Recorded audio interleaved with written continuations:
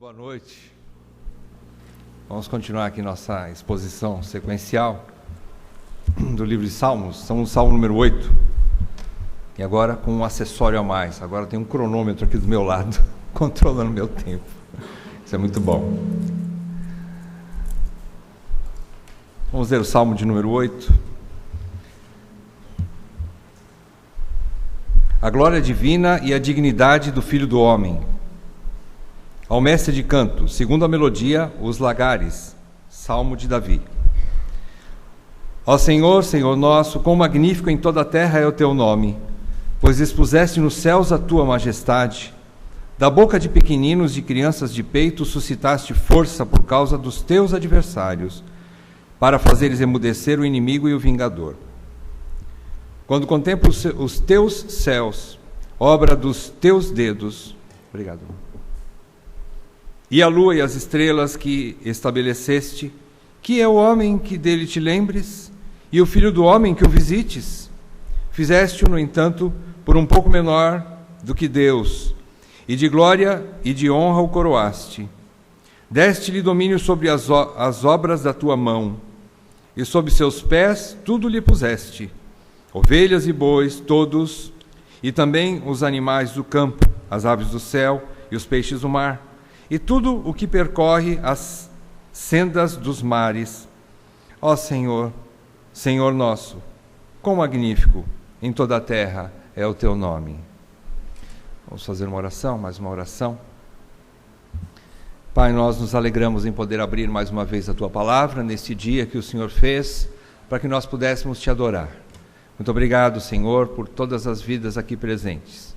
E juntos que nós possamos te dar glórias, louvores ao teu santo nome, e que possamos também, com atenção, com todo o nosso coração, com toda a nossa atenção de mente, possamos depositar tudo isso na explicação, na exposição da tua palavra, que possamos levá-la para casa, Senhor, e aplicá-la às nossas vidas, para que o Senhor, através da operação soberana do teu Santo Espírito, faça vida em nossos corações, nos transforme, e tudo isso para a glória do teu nome. Pai, tudo isso nós te pedimos e rogamos que o teu Santo Espírito seja o nosso mestre nessa noite. Ministra os nossos corações, ó Espírito Santo de Deus. Nós rogamos a ti, em nome de Jesus. Amém, Pai. Amém. Irmãos, esse salmo, um salmo que foi usado pelo menos 2 vezes no Novo Testamento. Tem uma passagem dele mencionada por Jesus em Mateus e outra no livro de Hebreus. Hebreus também, o escritor de Hebreus mencionou também parte desse salmo, um versículo desse salmo. Esse salmo, na verdade, como nós vemos aqui no título original, ele é um cântico de louvor ao Criador, ao mestre de cantos, segundo a melodia, os lagares, Salmo de Davi. Provavelmente essa melodia, os lagares, aqui que é mencionado aqui no título,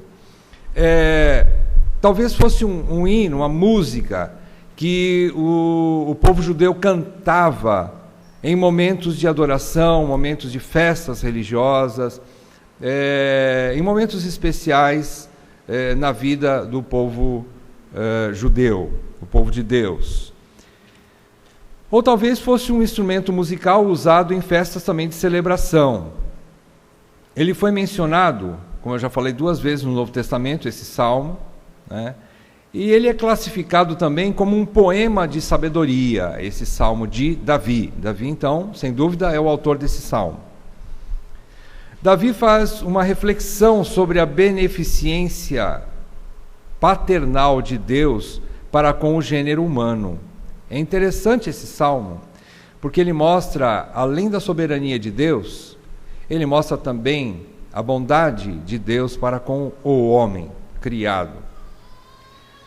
Vamos ver isso. Ele não se contenta, Davi, em simplesmente dar graças por essa benignidade de Deus, mas também se sente fascinado ao extremo pelo plano universal do Criador. Aqui nós vamos ver refletido nesses poucos versículos, são 7 versículos, nós vamos ver refletido nesses versículos um resumo bastante breve, mas bastante importante da criação, do capítulo 1 de Gênesis. a gente percebe aqui que foi refletido também lá no Novo Testamento, aplicado para Jesus. Então a gente percebe que é um salmo bastante importante. Todas as vezes que passagens do Velho Testamento é mencionada no Novo, não que as outras que não foram mencionadas não fossem importantes também, mas toda vez que um autor do Novo Testamento menciona partes do Velho Testamento, é porque essa parte é bastante importante. E geralmente todas elas são aplicáveis ao próprio Senhor Jesus Cristo ou à sua obra redentora, né? E assim esse salmo também tem essa importância. Esse salmo dá testemunho do projeto divino relatado no capítulo 1 de Gênesis, sobre a realidade perceptível da criação divina, bem como da vocação do homem como representante do governo divino sobre a criação. Então, que coisa bonita. Davi vai expor aqui, ele adora, ele contempla, ele expressa em palavras poéticas, ele expressa como um cântico mesmo, uma poesia, ele expressa uma adoração, explicando o que Deus fez. Em poucas palavras, ele explica a criação e explica também a maneira bondosa, graciosa com que ele colocou nas mãos do homem o governo de toda a terra. E é bastante interessante isso, é bastante importante para nós. Por que nós achamos importante? Vamos chegar lá. Esse salmo a gente vai dividir em 3 partes. Uma delas não está dentro do salmo. A primeira parte desse salmo, nós vamos ver a soberania de Deus sobre todo o universo. Primeira parte, nós vamos ver aí do versículo 1 ao versículo 2, só 2 versículos. Do versículo 3 até o versículo 8, versículo 5 até o versículo 8, a segunda parte, nós vamos ver a posição exaltada do homem sobre toda a criação divina. A terceira parte desse salmo não está nesse salmo, porque na verdade esse salmo, ele obrigatoriamente, ele nos remete a Jesus Cristo, que foi o único homem sobre o qual esse salmo pode ser aplicado. Então a nossa terceira parte seria Jesus, o único homem em quem esse salmo se cumpre. Ele não se cumpriu fora de Jesus Cristo. Apesar de que o projeto de Deus era para ter sido cumprido na humanidade, mas por causa da queda foi interrompida essa possibilidade de que esse governo perfeito humano sobre toda a terra se cumprisse, como representante legal de Deus. O homem foi o representante legal de Deus para governar o mundo, mas ele falhou, e ele perdeu o domínio. Vamos estudar sobre isso então. À luz desse salmo, podemos iniciar nossa exegese ou interpretação dele, fazendo algumas perguntas que assombram o coração de todo ser humano. Quais as perguntas que a gente pode fazer? Algumas delas estão aqui nesse salmo mesmo. Por exemplo, uma grande pergunta que todos nós nos fazemos, mesmo que a gente não queira: quem sou eu? É uma pergunta interessante. Quem é você? Uma outra pergunta: de onde vim e para onde eu vou? E a última pergunta: que é o homem? Davi faz essa pergunta: que é o homem? Interessante, são perguntas que nos assombram, irmãos. São perguntas que toda a humanidade quer respostas para elas. Tudo que se faz na ciência, na filosofia e em todos os aspectos científicos, em tudo que se pode estudar, o alvo maior de todo estudioso é chegar a responder essas perguntas aqui. O homem vai para os céus, o homem vai para a Lua, o homem vai para Marte, o homem vai para vários lugares, sonda as profundezas do mar, sonda a criação, sonda todas as coisas, mas ele quer uma resposta. O que é o homem? Qual é a resposta para isso?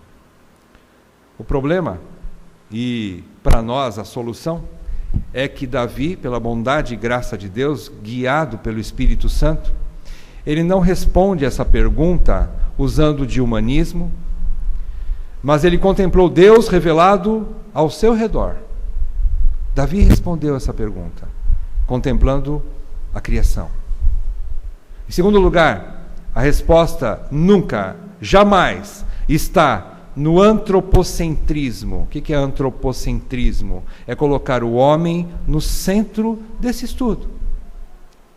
É interessante que nós entendemos bem, por exemplo, quando você quer compreender o funcionamento de um automóvel que você acabou de tirar na fábrica. Vamos supor que você pegou um carro, zero, numa fábrica. Você quer compreender o funcionamento dele, como é que ele pode ser, como é que ele pode render ao máximo de sua potência, o que ele tem para te oferecer e quais são as suas limitações, até onde você pode ir com ele, até onde você não pode ir, o que é que você pode fazer, o que é que ele te oferece. Você não consegue, você pode examinar relativamente por fora, mas você vai ter detalhes através de um livretinho que vem geralmente no porta-luva dele, chamado Manual do Fabricante. A mesma coisa acontece com o homem. Isso nós entendemos, né? Mas nós não conseguimos aplicar isso para nós mesmos. Ou a humanidade não consegue aplicar isso. Vamos falar melhor. A humanidade não consegue aplicar isso. A humanidade está buscando do próprio homem as respostas para o homem. E nunca vão encontrar. Não vai encontrar. Ela tem algumas nuances daquilo que é a verdade, mas não tem a plena verdade, porque eles não partem do Criador, do fabricante e do seu manual. Então, meus amados, aqui a gente encontra algumas respostas muito importantes. É um salmo que traz um fundo teológico e também a expressão resumida da Bíblia de uma forma tão linda, que revela o porquê da criação, o porquê da existência do homem e quem que colocou tudo isso e quem projetou tudo isso, né? E quem continua no governo de tudo isso, né? Então, são coisas que Davi nos responde ao longo dos Salmos. Vamos ver se a gente consegue entender o que ele fala conosco. Antes de começar, um comentário de Calvino. Calvino comenta sobre esse salmo o seguinte. Esse comentário aqui é de João Calvino. O homem jamais chega ao puro conhecimento de si mesmo sem que antes tenha contemplado a face de Deus. E depois desta contemplação, o homem desça e venha examinar-se a si próprio. Nunca se começa o exame do homem pelo próprio homem, mas se começa pelo seu Criador. Isso é importante a gente entender, meus amados. Como cristãos, isso soa bem aos nossos ouvidos, não é mesmo? Então vamos adentrar os Salmos. Primeira parte, como eu falei, a primeira parte vai falar sobre a soberania de Deus sobre todo o universo, versículos 1 e 2. Então, versículos 1 e 2 diz: ó Senhor, percebam que esse primeiro ó Senhor, na Almeida Revista e Atualizada, está em maiúsculo, não está? Ó Senhor. Eu não sei se todas as Bíblias são dessa forma. Mas esse primeiro ó Senhor, ele é um Senhor diferenciado. Ele é uma expressão diferenciada de Davi. Ele está em letra maiúsculas aí. Davi está em primeiro lugar aqui, irmãos. Ele começa adorando o nome com o qual Deus se revelou ao seu povo peculiar, a Israel, quando falou com Moisés através da sarça ardente. Qual era o nome? Quando Moisés perguntou: Senhor, eu sou representante do Senhor. O Senhor tem esse plano de livrar o povo do Egito. Mas o que eu falo para esse povo se ele perguntar: quem que me mandou aqui? Qual foi a resposta de Deus? Deus disse para Moisés: diga que o eu sou te mandou. Em hebraico é Yahvé, ou Jeová, na tradução já mais popular para nós, Jeová. Fala que Jeová, ou seja, eu sou o que sou. Este é o meu nome. Então Davi está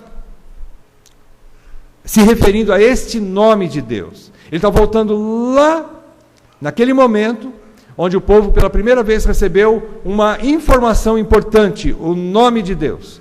Jeová, esse é o nome. Então, nós percebemos aqui que ele então exclama o nome do soberano. Quando Deus falou para Moisés, o meu nome é Eu Sou, não resolveu o problema de Moisés. Apesar do nome ser Eu Sou, Moisés ia falar assim, olha, o Eu Sou te mandou aqui. O povo ia falar assim, o que é isso, Moisés, está louco? Que nome é esse? Mas é exatamente isso. Isso chama-se transcendência de Deus. Nós vamos estudar um pouquinho teologicamente o que significa a palavra transcendência. Transcendência é algo que não se explica, é excelso demais, é elevado demais, acima dos limites da experiência possível para um ser humano compreender. É incompreensível, trocando em miúdos, a inteligência humana. Então, era difícil Moisés falar esse nome para ele, porque o nome expressava justamente o caráter de Deus, a pessoa de Deus. E quando ele falou, Eu Sou, o povo era para entender assim, bom, eu sou tudo. Deus é tudo, é o máximo que eu posso entender de Deus é isso, Ele é tudo. Tudo que Deus colocasse ali, depois do Eu Sou, poderia limitá-lo, e Ele não tem limites. Então a transcendência de Deus era para ser colocada no coração do homem, para que o homem entendesse que Ele é Deus. Isso, irmãos, é um princípio da teologia que nos alicerça. Ué, mas Newton, isso só traz dúvida. Mas exatamente, porque Deus não cabe numa caixinha de compreensão humana. Não se equaciona Deus. Você não resume Deus numa conta matemática. Você não resume Deus em uma expressão filosófica e em explicações humanamente inteligíveis. Porque Deus sempre será Deus. Então, em primeiro lugar, quando Davi adora, ele adora esse Deus soberano, grande demais e incompreensível. E assim seja por todo o universo, por todo sempre, para que nós continuemos a adorar esse Deus maravilhoso, excelso sobremaneira, que ninguém jamais vai conseguir colocar alguma explicação plena sobre Deus. Por isso Ele é Deus. Por isso Ele é Deus. Então Davi começa de uma maneira maravilhosa, adorando Ele. Mas ele diz uma coisa aqui. Ele exclama o nome do soberano, que não foi jamais criado e que criou tudo para a sua própria glória. Ele é autossuficiente, Ele é onipotente, onipresente e onisciente. Ele é o Jeová, o Eu Sou.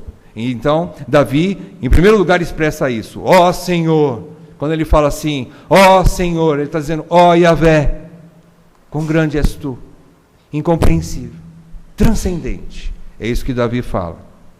Mas, em segundo lugar, ele diz o seguinte, Senhor nosso, expuseste nos céus a tua majestade.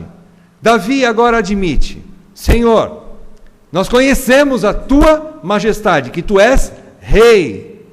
Através do quê? Da revelação de Deus. Deus permanece totalmente incompreensível, mas não que Ele não se revelou em algumas coisas.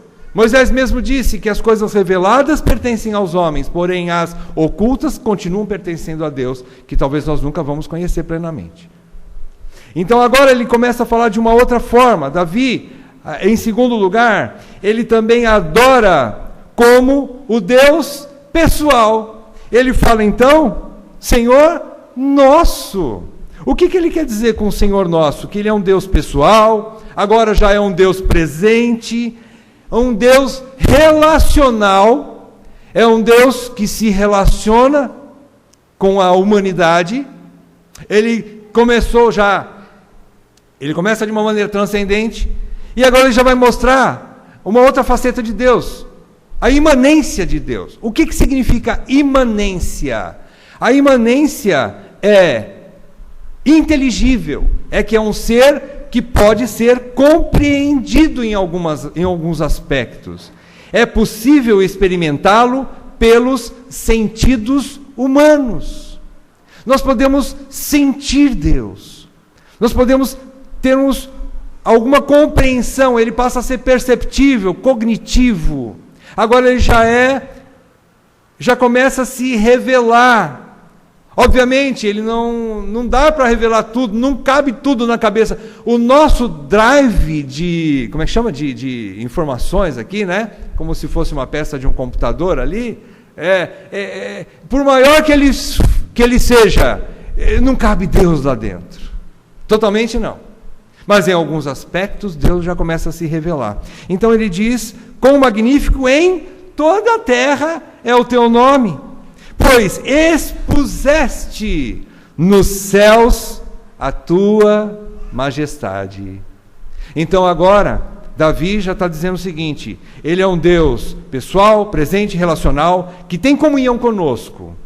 Então ele já começa a ser um Deus mais plausível, digamos assim, à inteligência humana. Ele diz, quão magnífico em toda a terra é o teu nome, Davi exclama maravilhado. Sabe por quê? Porque ele diz magnífico, quer dizer insondável. Quão insondável em toda a terra é o teu nome?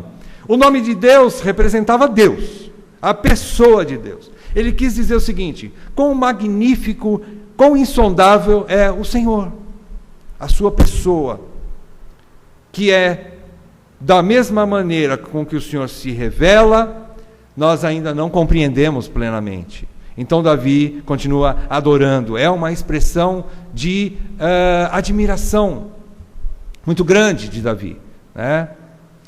Tanto pelo que Davi percebia, como pelo que ele também não entendia de Deus. Por isso ele adorava a Deus.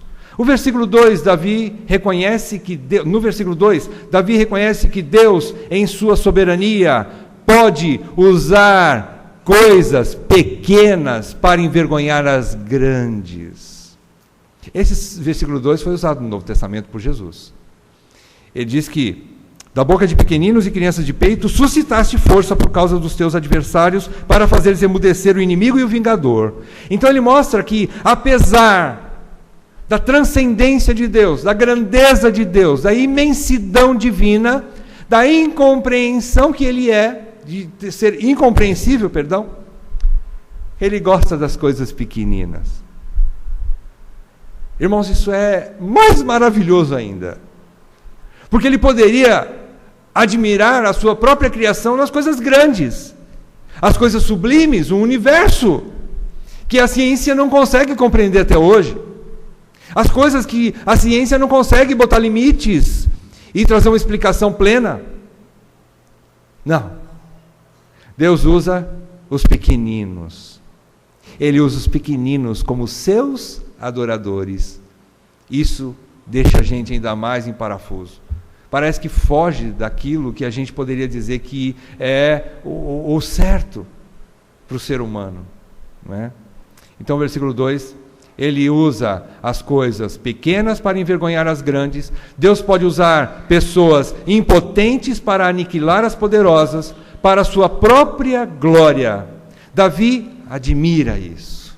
Isso ele admira. Por isso que ele fala, ó Senhor, como o Senhor é magnífico, como o Senhor é grande, como o Senhor é digno de adoração.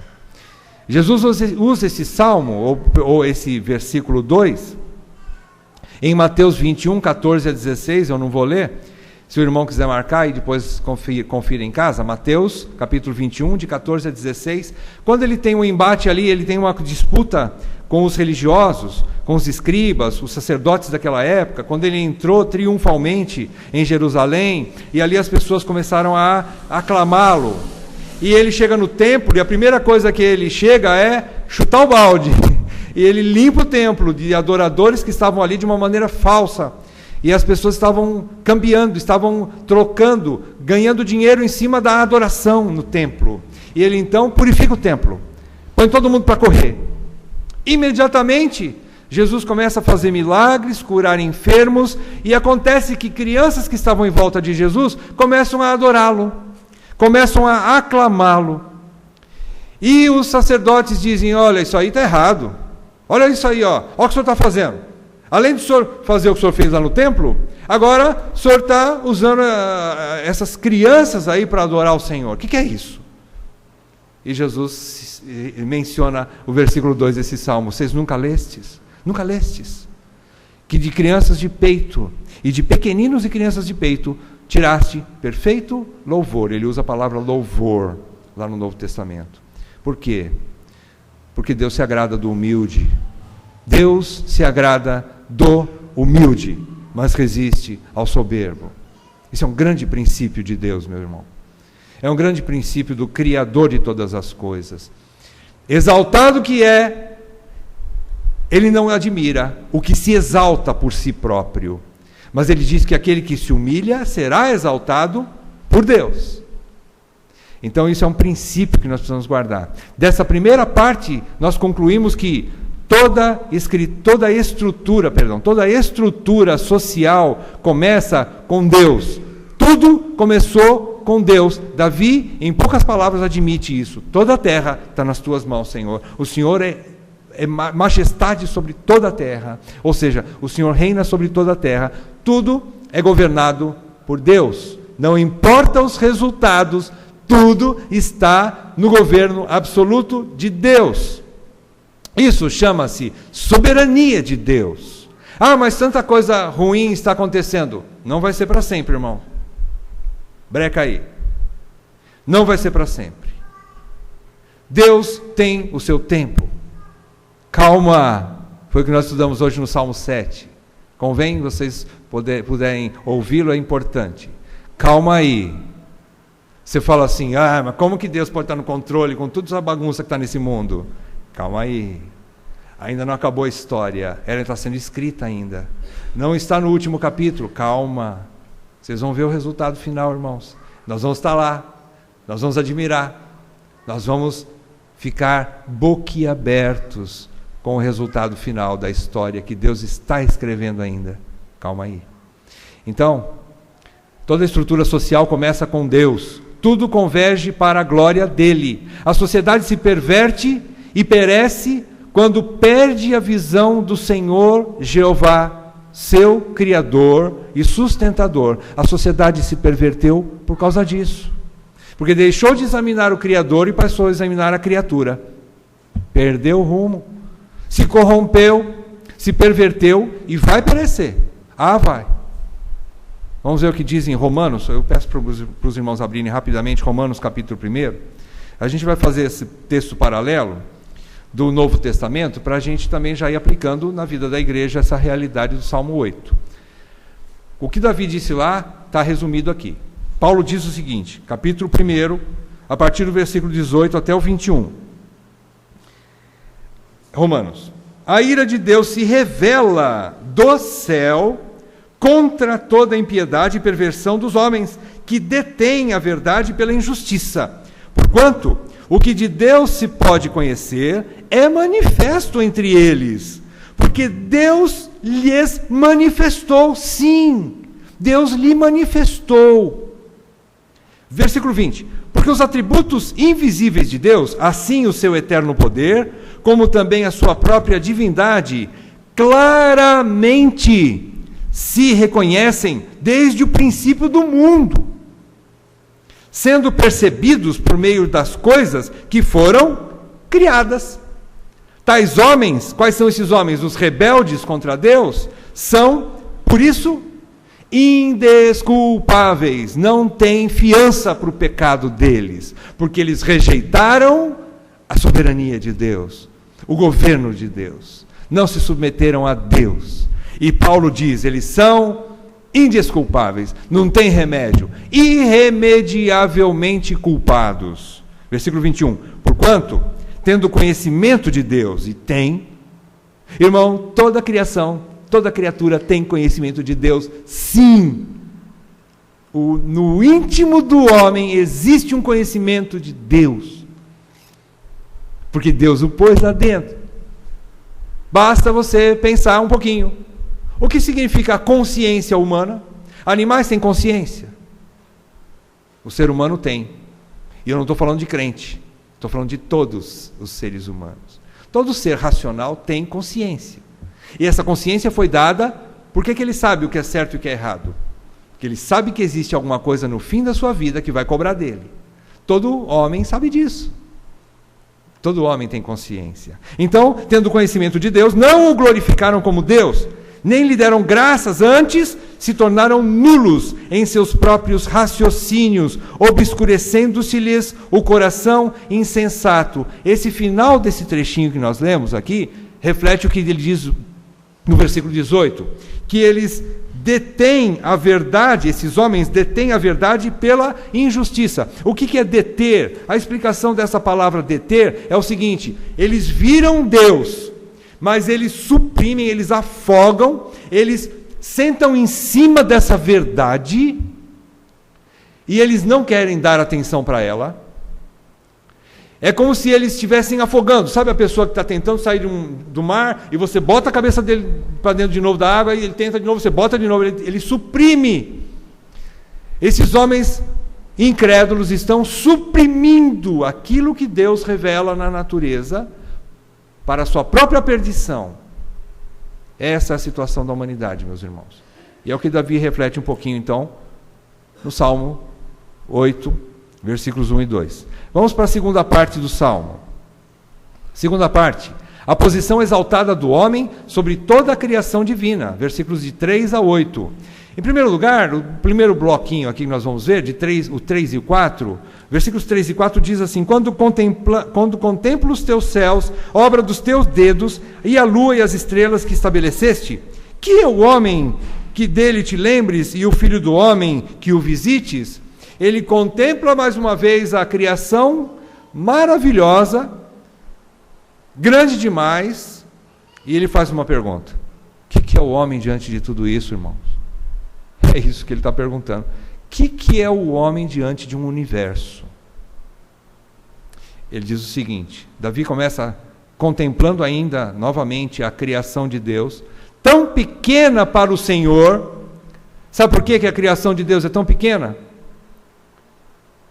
Porque ele fez, não com as suas mãos. Davi diz que ele fez com os seus dedos. Ele fez com a ponta do dedo. Sabe aquela coisa que você faz com muito cuidado, porque é tão pequenininha que você tem que tomar muito cuidado? Às vezes você pensa assim, acho que com o meu dedo ainda está muito grande, eu tenho que diminuir um pouquinho, pegar uma pinça para poder fazer esse trabalho aqui, porque ele é muito delicado. Deus fez o universo com a ponta do dedo dele. É muito pequeno o universo. Muito pequeno o universo para Deus. Interessante esses dedos, né? Por exemplo, quando você toma a lua, por exemplo. Você toma a lua, por exemplo, e você estuda um pouquinho. Eu estava ouvindo uma coisa muito interessante sobre a lua. Dizem alguns estudiosos que ela é uma simples diaconisa do Criador. A lua é uma diaconisa de Deus. O que ela faz? Ela, pela proximidade dela com a terra, ela atua no mar, na maré. As mudanças de lua têm influência no mar. A maré sobe, a maré baixa, conforme as fases da lua, e ela, sabe o que ela provoca? Nessa proximidade, nessa distância, essa atração que uma tem pela outra, a terra pela lua, a lua pela terra. Sabe o que a maré provoca? A maré limpa o mar. A lua é uma diaconisa que limpa o mar. E sabe que isso é vital para o ser humano e para toda criatura que existe na terra. Porque o mar é uma parte importante que nos faz estarmos vivos, irmãos. O mar é importante para a humanidade e para a existência da terra. E a lua trabalha nele, de vez em quando, né? Pelas mudanças da fase, ela dá uma limpadinha nele. Isso é muito lindo, irmãos. Isso é pequeno para Deus, mas isso é maravilhoso para nós. Isso é grande demais. Pensa. Aí você olha para toda essa grandeza de Deus, aí você pergunta mesmo, é verdade, Davi, eu estou com você, o que é o homem? O que é o homem para que o Senhor se lembre dele? Para que o Senhor visite esse homem? Quem somos nós? Onde nós estamos na cadeia aí da criação de Deus? Né? Mas olha que coisa interessante. Ela é tão humilde e pequena diante de Deus, mas indispensável para a sobrevivência não só dos mares, mas de toda a vida no planeta Terra. Eu já falei sobre isso. Assim, Davi conclui esse primeiro bloco. Que é o homem que dele te lembres ou visites, como que admitindo a insignificância e impotência do homem. Mas Olha o próximo trecho, de 5 a 8. Diz assim: fizeste-o. Quem é esse o? O homem. Deus criou o homem. Deus fez o homem. E ele diz aqui, no entanto, por um pouco, vírgula, menor do que Deus. E de glória e de honra o coroaste. Deste-lhe domínio sobre as obras da tua mão, e sobre seus pés tudo lhe puseste.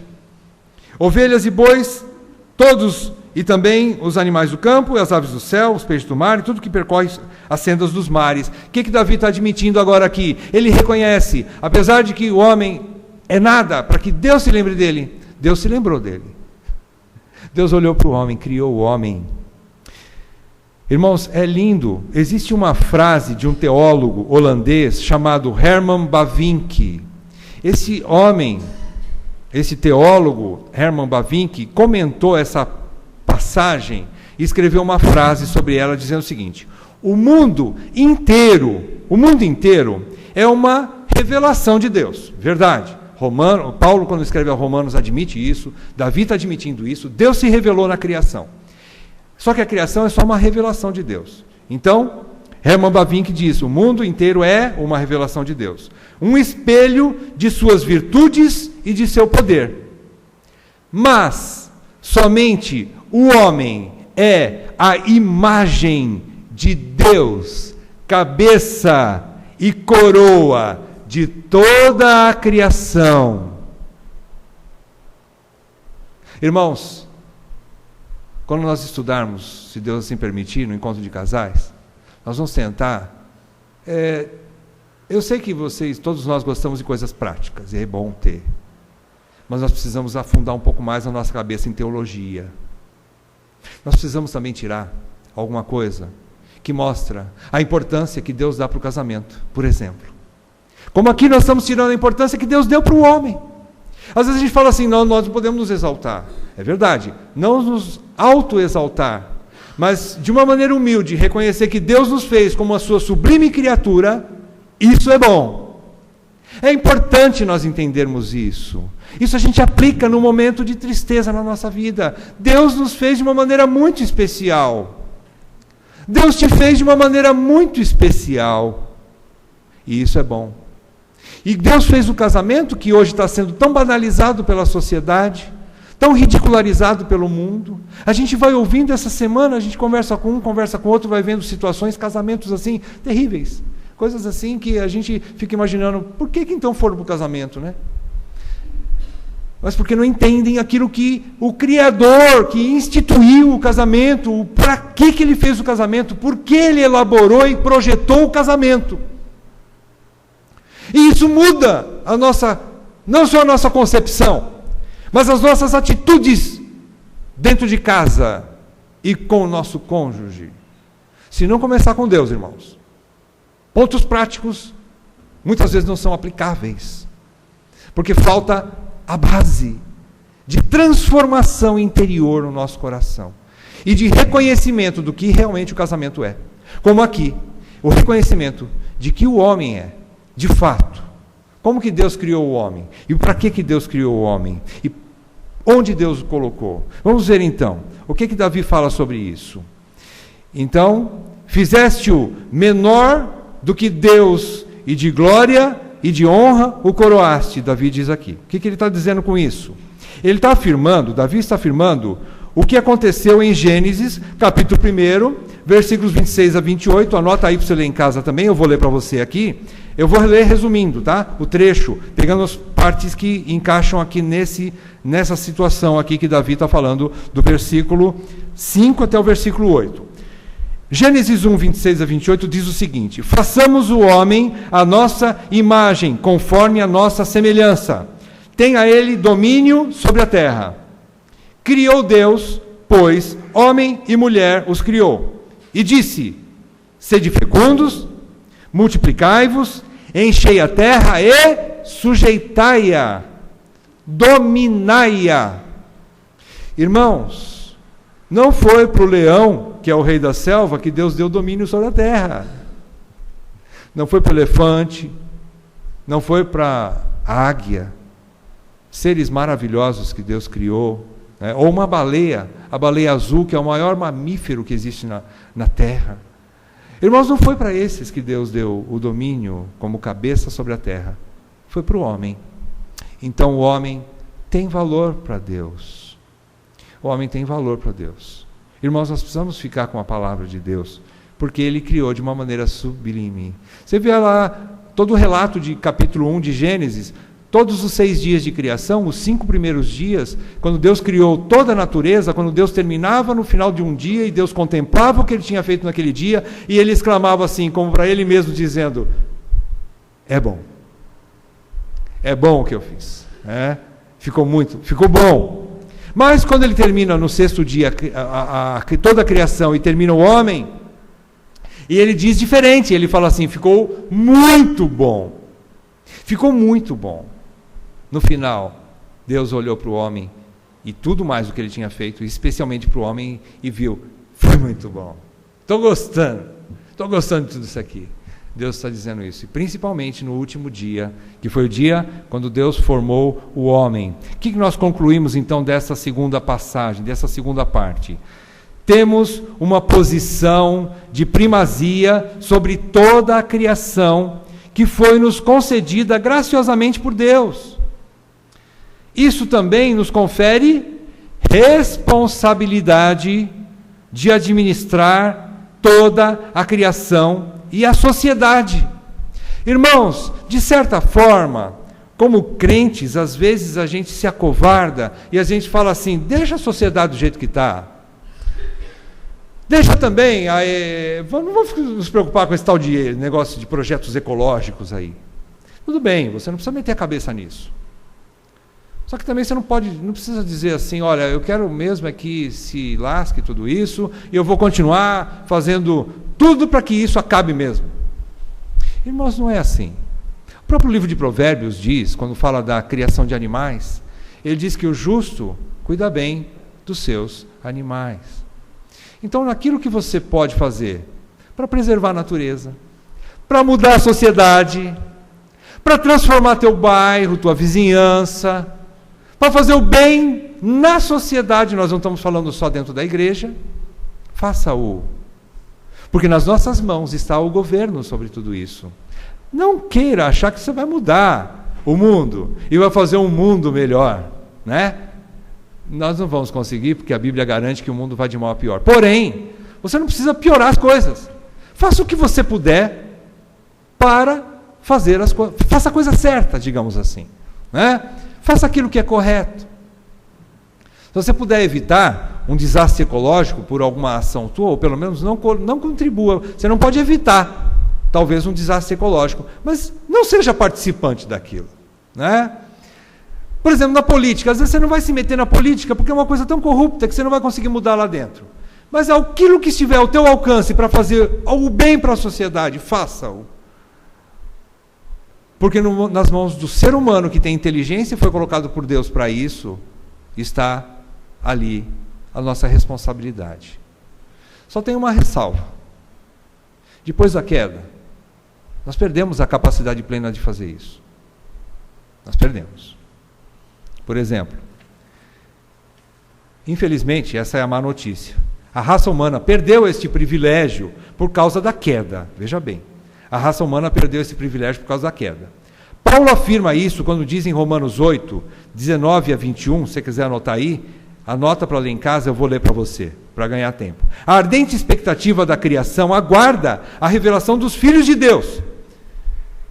Pois a criação está sujeita à vaidade, não voluntariamente, mas por causa daquele que a sujeitou, na esperança de que a própria criação será redimida do cativeiro da corrupção para a liberdade da glória dos filhos de Deus. O que é que Paulo quer dizer com isso? Quer dizer que os filhos de Deus, em algum momento dessa história que ainda não acabou, vai voltar a reinar. E a natureza está gemendo para que isso aconteça. E quem vai reinar? Paulo agora diz que não é toda a humanidade, são os filhos de Deus.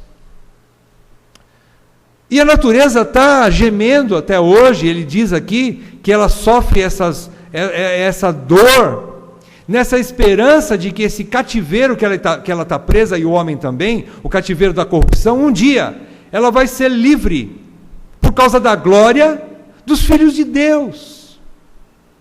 Quando isso vai se completar? Não sei.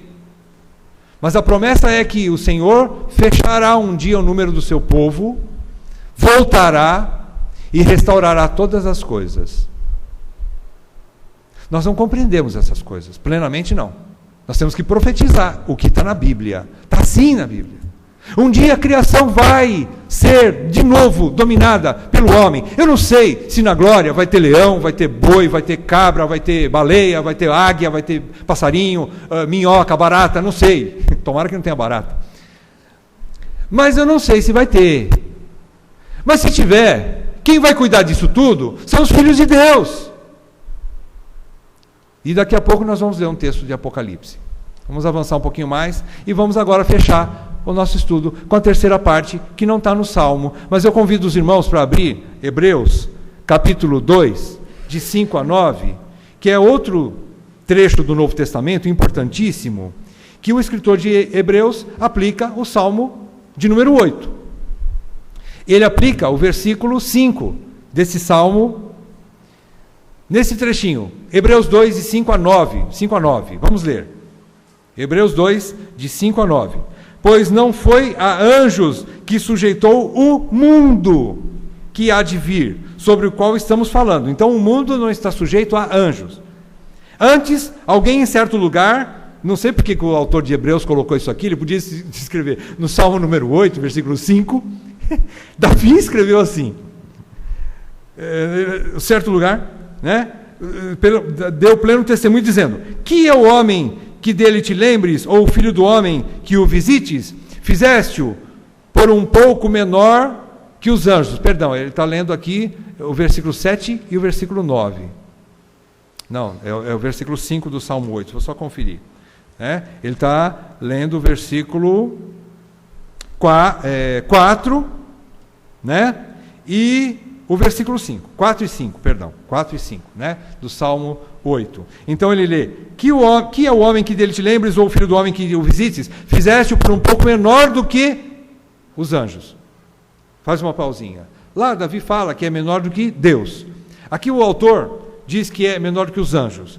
E João Calvino diz o seguinte: não crie caso por causa disso. Sabe por quê? Na Septuaginta, que é a versão grega do Velho Testamento, talvez tivesse algum erro de copista. Então talvez Davi diz que é menor do que Deus. O autor de Hebreus diz que é menor do que anjos. Mas o que Calvino comenta é o seguinte: pula por cima de tudo isso e veja o que o texto quer dizer. Quer dizer que Jesus, feito menor do que os anjos, e eu acredito também que o autor aqui teve um argumento bom colocar menor que os anjos, porque se ele colocasse menor que Deus, era o próprio Deus, não é?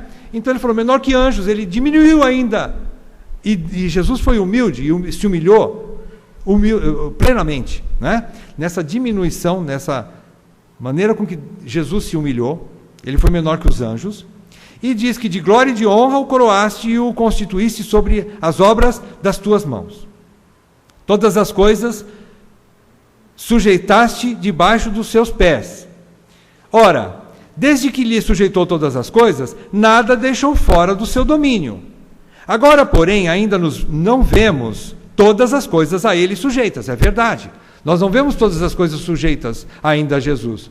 Por conta disso, nós às vezes ficamos questionando se coisas fugiram do domínio de Jesus, ainda não estão plenamente sob o domínio de Jesus, por isso está toda essa injustiça ainda nesse mundo, coisas estranhas, não é?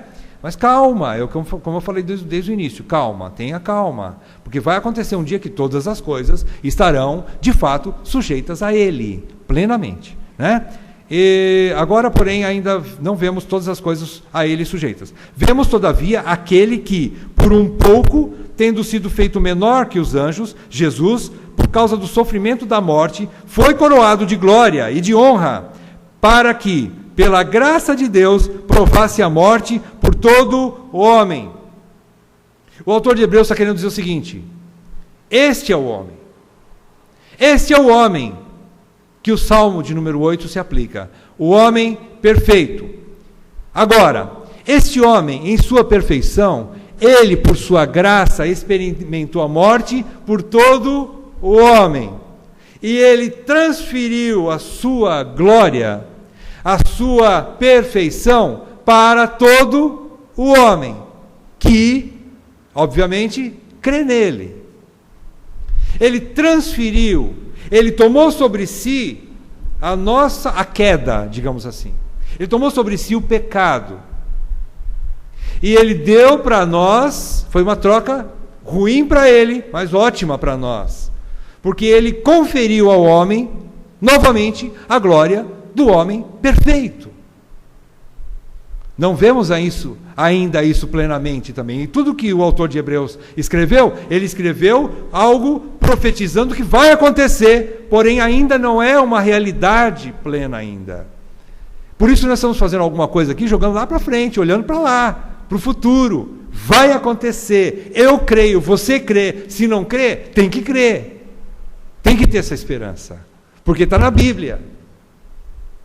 Então, apesar de algumas diferenças aqui, desse trecho do Salmo, do que Davi fala para o que o autor de Hebreus fala, são diferenças pequenas que, na verdade, mostram a realidade. Agora, ele aplicou isso a Jesus.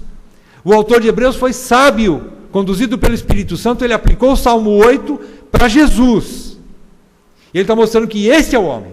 Era assim que tinha que ser. Se Adão não tivesse caído, ele ia experimentar isso. Mas não pôde. E nenhum ser humano pode. A não ser Jesus. E ele experimentou isso. E na sua restauração e na sua volta, ele vai fazer algo maravilhoso. Né?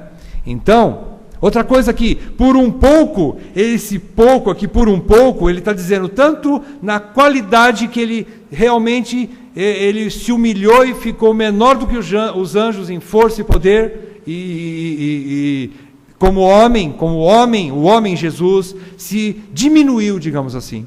Não é? E também um pouco, quer dizer, um pequeno tempo. Porque logo depois da sua ressurreição e da sua ascensão, a sua glória foi restaurada. E agora ele reina, e não tem nenhum anjo, nenhum arcanjo, que é o chefe dos anjos, é maior do que o nosso Rei Jesus. Ele agora está de volta no seu trono, reinando soberanamente. Agora, irmãos, a questão é, e isso é maravilhoso, agora, não está só um Deus, o Filho de Deus sentado no trono reinando.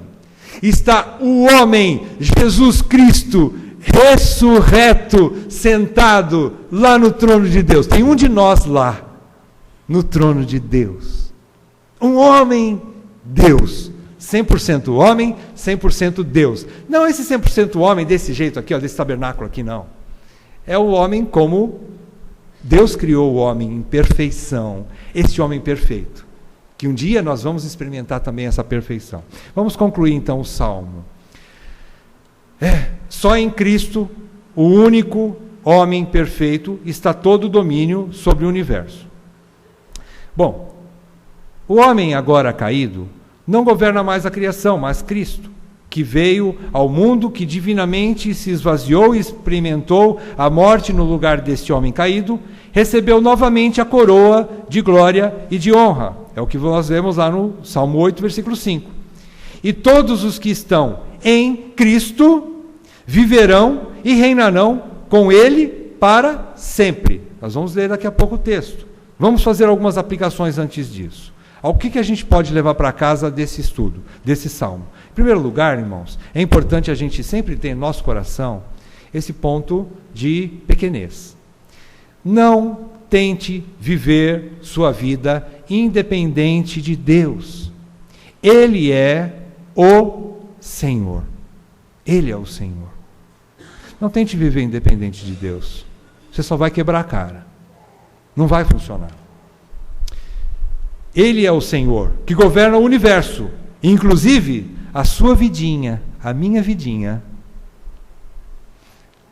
Ele que fez uma lua com a ponta do seu dedo para ser a diaconisa dos mares.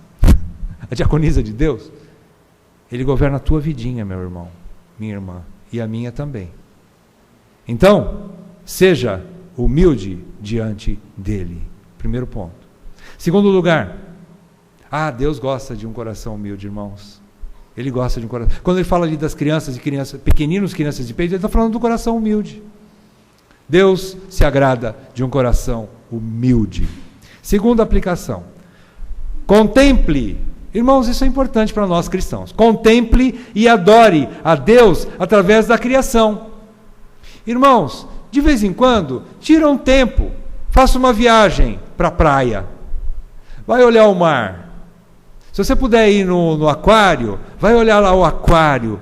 Quanta criação maravilhosa que Deus fez. Se você puder, vai para o meio do mato, sobe numa montanha e contempla as planícies lá embaixo. Contempla a natureza. Não sei de que forma. Se você não conseguir viajar, liga no Discovery Channel. Você vai ver muita coisa bonita lá. Vamos falar um monte de besteira, né? Porque os cientistas falam besteira. Mas olhe para a criação. Olhe para aquele que fez todas as coisas. Não aquilo que acham e que pensam, mas aquele que de fato fez todas as coisas. Então, contemple a natureza. Isso é bom. Saia num dia de lua cheia, fora de casa, e contemple a lua.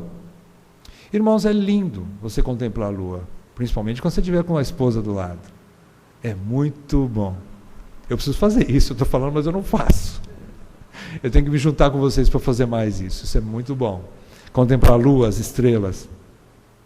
Mas, especialmente, contemple a Deus pela revelação maior, que é a sua palavra. Eu estou de novo aqui, o chato, falando de novo. Irmãos, estudem a Bíblia.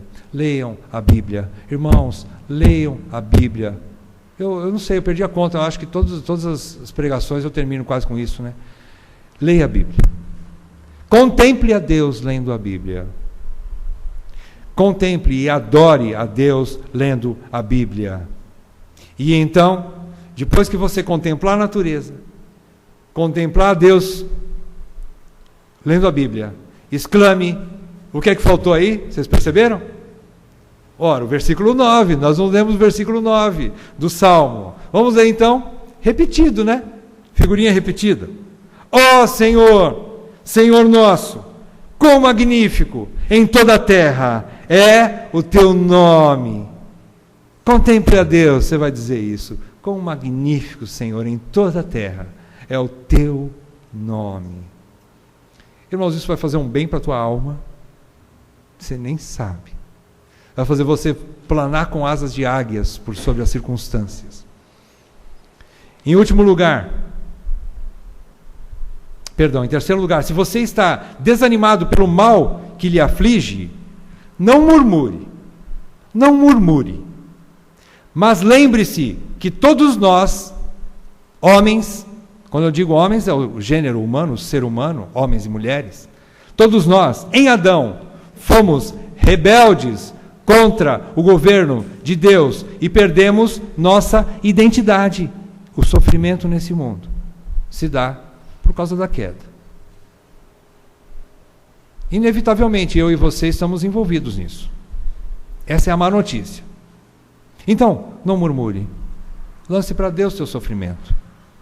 Mas a melhor notícia está para vir agora. Em último lugar, em Jesus Cristo fomos feitos humanos novamente, conforme a perfeição dele em nós. E um dia reinaremos com ele para sempre. Eu já falei sobre isso, não vou explicar mais, só vou ler. Apocalipse, acompanhe comigo Apocalipse, o último texto de hoje. Capítulo 5 de Apocalipse, versículos 9 e 10. Apocalipse 5, 9 e 10, para encerrar. É o que eu tinha prometido no meio da pregação. Olha só, diz assim: e entoavam novo cântico, dizendo: digno és de tomar o livro e de abrir-lhe os selos, porque foste morto, e com teu sangue compraste para Deus os que procedem de toda tribo, língua, povo e nação. E para o nosso Deus os constituíste reino e sacerdotes, e reinarão sobre toda a terra. Na profecia da revelação de Apocalipse, diz que vai haver uma nova terra. Eu não sei o que vai ter nessa terra, mas eu vou estar lá reinando com Jesus Cristo. Pela fé, eu creio nisso. Isso nos eleva, não com soberba, mas com gratidão. Senhor, não sou digno de tanta bondade, mas, ó Senhor, Senhor nosso, quão magnífico em toda a terra é o teu nome. Vamos orar?